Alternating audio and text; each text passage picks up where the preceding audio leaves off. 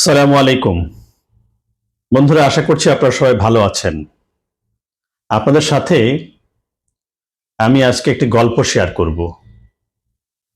গল্পটি এমনই, একবার একটি গাছের ডালে একটি ঈগল বাসা বাঁধল এবং সেই বাসাতে ঈগল কিছুদিন পর সে কিছু ডিম পাড়ল ওখানে।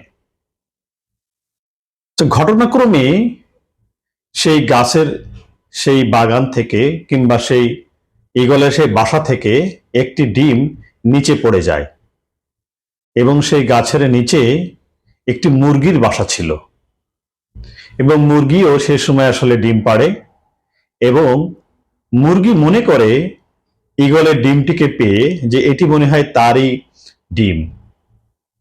সে কি যে কাজটি করলো, মুরগি তার সমস্ত ডিমগুলোকে একত্রিত করে এক জায়গায় নিয়ে এসে সে এটার উপরে তা দেওয়া শুরু করলো এবং একটা পর্যায়ে প্রত্যেকটা ডিম থেকে আসলে ফুটফুটে সুন্দর বাচ্চাগুলো বের হলো।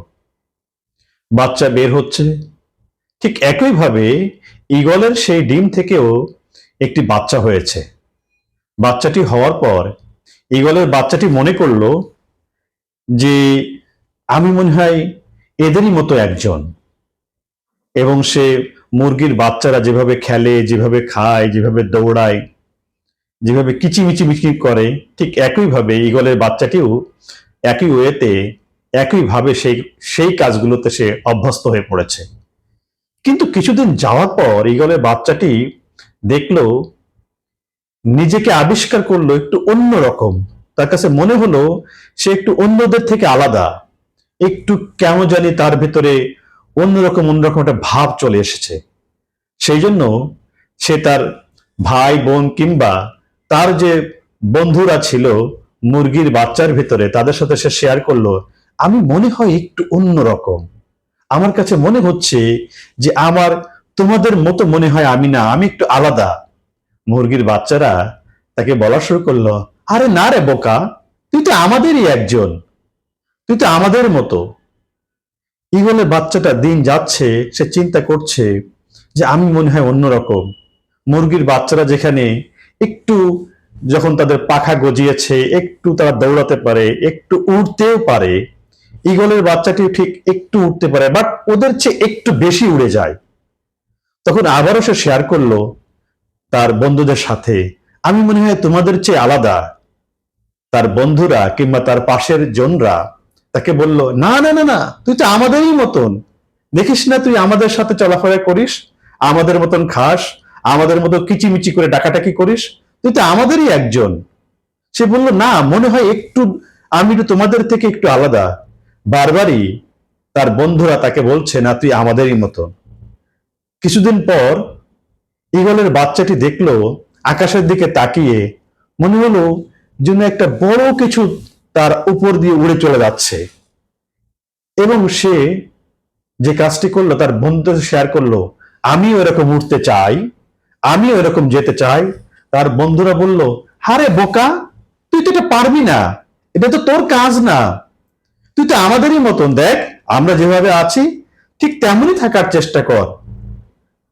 ঈগলের বাচ্চাটির মন খারাপ হলো এবং সে আসলেই ভাবলো, আসলে তো তাই, সে একবার চেষ্টাও করেছে, কিন্তু সে মনে করলো, না এটা মনে হয় আমার কাজ না, আমি মনে হয় ওইটা না। সে ওই মুরগির বাচ্চাদের মতন মুরগিদের সাথে থাকতে থাকতে একটা সময় তার জীবনও সে শেষ করে ফেললো। বন্ধুরা, এখান থেকে যে লেসনটা আমরা পাই, যে শিক্ষাটা আমরা পাই, সেটি হচ্ছে সৃষ্টিগতভাবে মহান আল্লাহ তাআলা, মহান সৃষ্টিকর্তা আমাদের ভিতরে কিন্তু ভালো মন্দ বোঝার এবং আমাদেরকে জানার কিছু ক্যাপাসিটি কিংবা কিছু জ্ঞান কিন্তু আমাদেরকে দিয়ে দেয়। আমরা যদি আমাদেরকে আবিষ্কার করতে গিয়ে অন্যের কাছে পরামর্শ চাই, আমাদেরকে আবিষ্কার করতে গিয়ে আমরা যদি অন্যের শুধুমাত্র গুণাগুণ শুনে কিংবা অন্যকে দিয়ে যদি আমাদেরকে ডিফাইন করার চেষ্টা করি, কিংবা আমি কেমন সেটা যদি আমি বিচার বিশ্লেষণ না করে, আমি বের করার চেষ্টা না করে যদি আমরা শুধুমাত্র অন্যের মতামত নেই, তাহলে আমাদের অবস্থা কিন্তু ওই ঈগলের বাচ্চার মতো হতে পারে কিংবা ওই ঈগলের মতো হতে পারে।